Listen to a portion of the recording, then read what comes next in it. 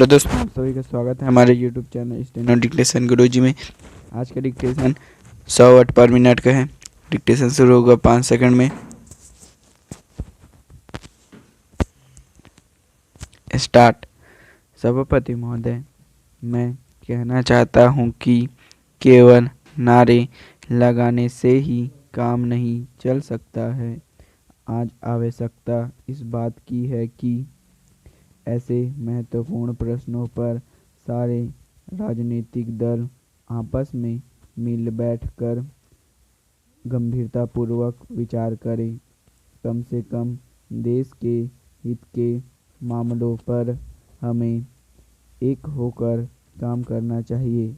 यह अच्छी बात है कि माननीय सदस्यों ने इस प्रस्ताव पर अपने विचार गंभीरता के साथ प्रकट किए हैं। आज हमारे राष्ट्र की एकता को खतरा पैदा हो गया है और देश में ऐसे तत्व पैदा हो रहे हैं जो देश की व्यवस्था को छिन्न भिन्न कर देना चाहते हैं। इस प्रकार के तत्वों का मुकाबला किस प्रकार से किया जाए, इस पर सदन के सभी सदस्यों को सहयोग और विचार विमर्श से काम करना चाहिए। हम अक्सर देखते हैं कि विरोधी दल राष्ट्र की मूल समस्याओं को अनदेखा करके छोटे छोटे बातों को अधिक महत्व देते हैं। हमें विचार करना चाहिए कि वे क्या कारण हैं जिनकी वजह से हमारे देश में क्षेत्रीय प्रश्नों को लेकर और भाषा के प्रश्नों को लेकर हमारे नागरिक आपस में एक दूसरे से विरुद्ध लड़ रहे हैं। ऐसे प्रश्नों पर हमें व्यापक दृष्टिकोण से विचार करना चाहिए। हमें ऐसे बात बिल्कुल नहीं करनी चाहिए जिससे देश की एकता को खतरा पैदा हो। पैरा। आज हम देख रहे हैं कि हमारे पड़ोसी देश एक तरफ तो आतंकवादियों को बढ़ावा दे रहे हैं और दूसरी ओर हमारी सीमाओं पर विवाद जारी रखे हुए हैं।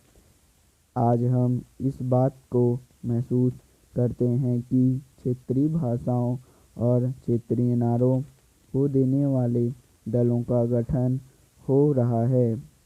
इन तत्वों का मुकाबला हमें राजनीतिक स्तर पर करना होगा।